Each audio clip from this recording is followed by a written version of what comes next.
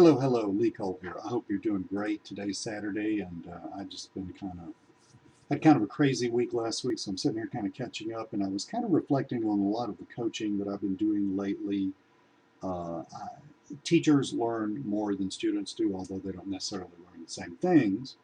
But um, I, I, I feel like I'm getting a much better handle on helping people start making real money with offline. And I want to tell you about how I'm kind of thinking through this on my own in my head and a little paradigm that I've got going. I posted this on Facebook in case you saw it. You might not have, but hopefully this will help you out. What I'm talking about here is what I call my 111 method. And I really hesitate to use the word method because I've gotten to where I don't like the word method and the word system very much because I think it's a little misleading. Basically, what you're doing is you are starting in business, a business consulting business, right? I mean, you're a business consultant. Yeah, you sell products, but you're basically a business consultant. And these little marketing businesses, consulting businesses, they basically have three components. They have the component of who you sell to. They have the component of what you're selling. And they have the component of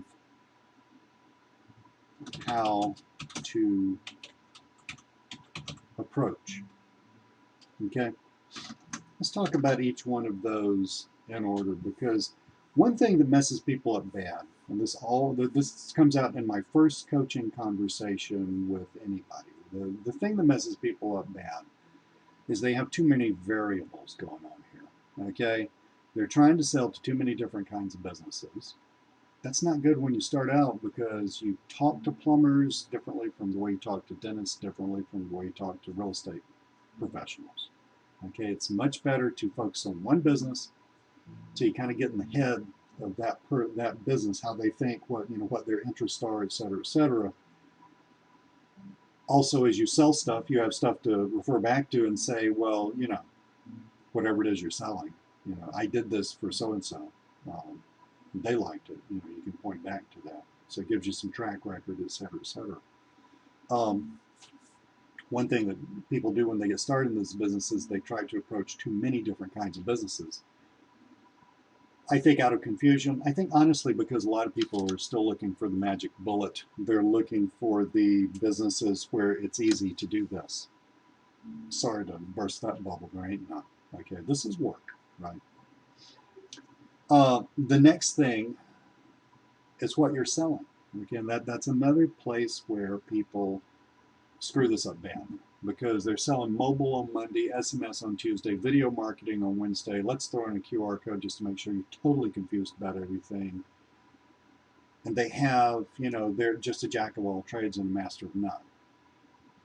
So you need to be approaching one type of business. You need to be selling one type of thing. I'm going to give you some examples in a minute. And another thing people do is they vary their approach a lot. Okay, I think I just bought this direct mail thing, so I'm going to do direct mail. I sent out 20 letters. I didn't sell anything. I just bought this email marketing thing with video. They say that works real good.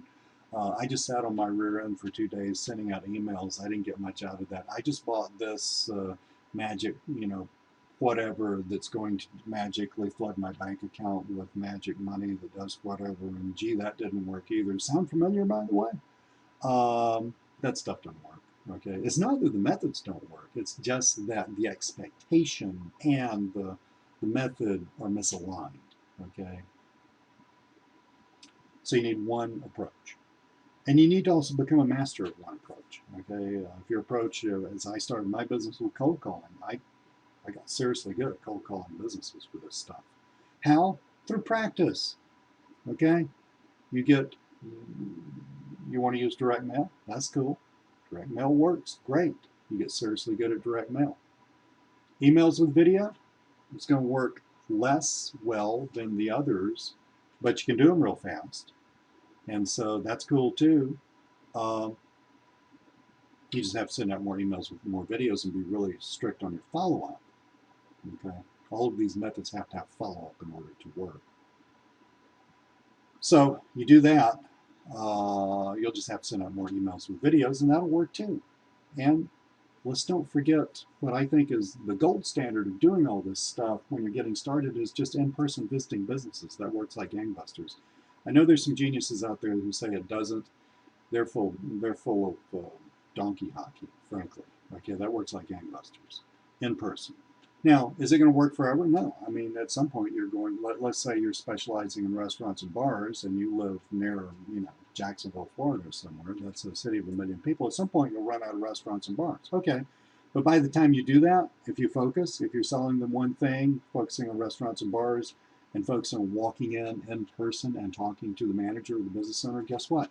You're going to make a ton of money doing that, and then you will have the expertise so that you can tweak your system to do it long distance. I didn't have to say restaurants and bars in Jacksonville. I could have said plumbers in Houston. Okay, I mean, just pick your niche, pick your city, that thing, get good at doing it. So let's give you some examples. Who to sell to? Um, I if you're getting started, I would avoid the usual, what I call the usual suspects, dental and healthcare providers. They're great to sell to. They get hit up all the time. You have a lot of competition, and they generally are just a little gun shy. So you might want to go after other businesses. Blue collar businesses, I think, are great. Restaurants and bars are still wide open, and there are tons and tons of other businesses. Spas, hair salons, those are great businesses to go after. Um, just use your head about where you go and what you do. Okay, you want either independently owned businesses or small chains, or like you could have a franchise where the person bought I think it's called a franchisee. I can never remember if the owner of the pizza place is the franchisee or the franchisor. I think it's the franchisee. But a lot of those, you have one guy or one girl who owns 2 or 3 or 4 different stores, or like they'll own 4 or 5 Subways or something like that. You can approach them.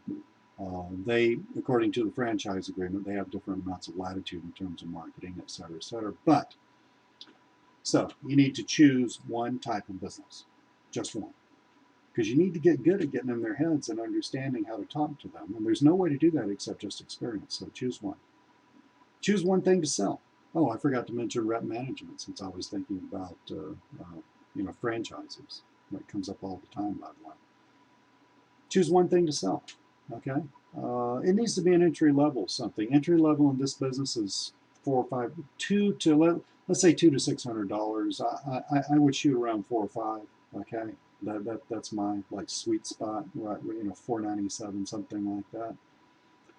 So you need one thing to sell. Mobile websites still high. I mean, the mobile websites are great. It is not true that everybody's already got their mobile website. It's just that's yet another myth, another urban myth. Just absolutely not true. Mobile websites are cool. Rep management, cool. Video marketing, excellent. All great foot in the door type stuff. About $400 or $500. So, but you need to just sell one thing. In your head, you need to say, I specialize in restaurants and bars in my area or nationally or whatever, according to how you we'll talk about the approach in a minute, according to how you approach them.